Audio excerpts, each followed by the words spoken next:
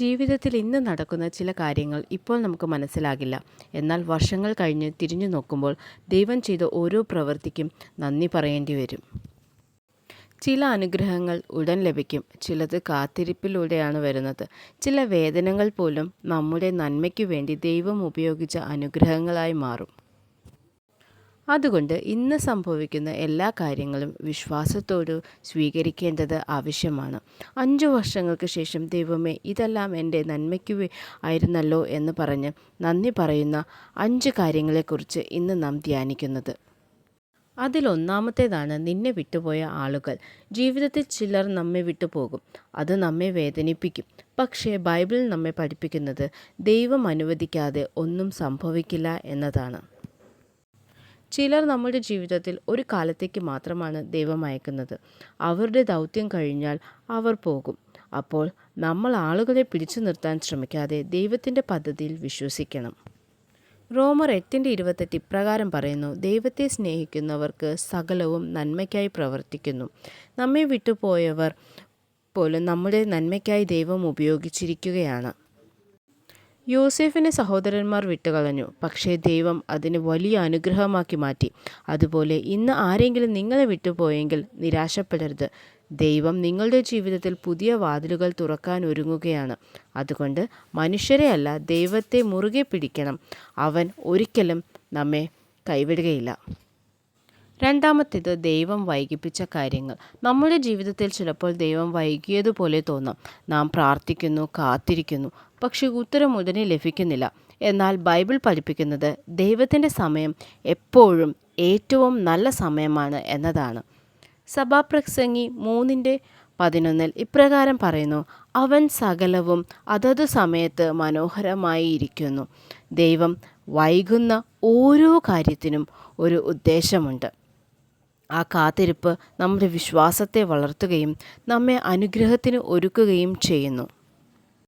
ലാസറിൻ്റെ മരണവാർത്ത കേട്ട് യേശു ഉടൻ പോയില്ല. പക്ഷേ ആ വൈകൽ വലിയ മഹത്വത്തിനായിരുന്നു.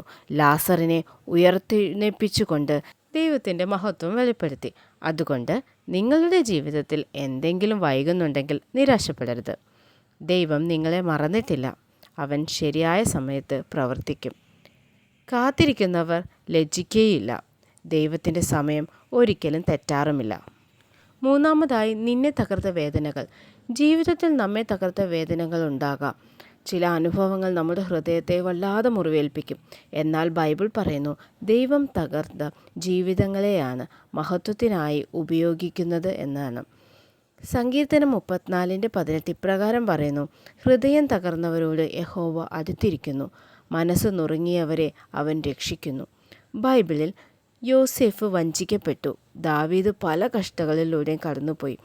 പത്രോസ് തൻ്റെ പരാജയം അനുഭവിച്ചു. എന്നാൽ അവരുടെ തകർച്ച അവരുടെ അവസാനമായിരുന്നില്ല. ദൈവം അതിനെ അനുഗ്രഹത്തിൻ്റെ തുടക്കമാക്കി. ഇന്ന് നിങ്ങളുടെ ജീവിതത്തിൽ നിങ്ങളെ തകർത്ത വേദനകളുണ്ടാകാം. പ്രത്യാശ കൈവിടരുത്. തകർന്ന പാത്രത്തെ കുശവൻ വീണ്ടും മനോഹരമായി രൂപപ്പെടുത്താറുള്ളതുപോലെ ദൈവം നിങ്ങളുടെ ജീവിതത്തെയും പുതുക്കും. വേദന നിങ്ങളുടെ കഥയുടെ അവസാനമല്ല. ദൈവത്തിൻ്റെ കരങ്ങളിൽ അത് പുതിയ അനുഗ്രഹത്തിൻ്റെ തുടക്കമാണ്. ഇനി 4ഉം 5ഉം നമുക്ക് ഒരുമിച്ച് ചിന്തിക്കാം. നിൻ്റെ പരാജയങ്ങളും നിൻ്റെ കാത്തിരിപ്പുകളും. ജീവിതത്തിൽ നാം പരാജയപ്പെടാം. ചിലപ്പോൾ വർഷങ്ങളോളം കാത്തിരുന്നിട്ടും പ്രാർത്ഥനയ്ക്ക് ഉത്തരം ലഭിക്കാത്തതായി തോന്നാം. എന്നാൽ ഓർക്കുക, പരാജയവും കാത്തിരിപ്പും ദൈവത്തിൻ്റെ പദ്ധതിയുടെ ഭാഗമാണ്. അവ ഒരിക്കലും നിങ്ങളുടെ ജീവിതത്തിൻ്റെ അവസാനമല്ല. യെശയ്യാവ് 40:31 ഇപ്രകാരം പറയുന്നു: യഹോവയെ കാത്തിരിക്കുന്നവർ ശക്തി പുതുക്കും. ദൈവത്തെ കാത്തിരിക്കുന്നവർ ഒരിക്കലും നിരാശപ്പെടുകയില്ല. അബ്രഹാം വർഷങ്ങളോളം കാത്തിരുന്നു. ദൈവം കൈവിട്ടോ? പത്രോസ് പരാജയപ്പെട്ടു, യേശുവിനെ തള്ളിപ്പറഞ്ഞു. എന്നാൽ യേശു അവനെ തള്ളിയില്ല. പിന്നീട് സഭയെ നയിക്കുന്ന ശക്തനായ അപ്പോസ്തലനാക്കി. അതുകൊണ്ട് ഇന്ന് നിങ്ങളുടെ ജീവിതത്തിൽ പരാജയങ്ങളോ നീണ്ട കാത്തിരിപ്പുകളോ ഉണ്ടെങ്കിൽ ധൈര്യം കൈവിടരുത്. ദൈവം നിങ്ങളുടെ ജീവിതത്തെ പ്രവർത്തിച്ചു കൊണ്ടിരിക്കുകയാണ്.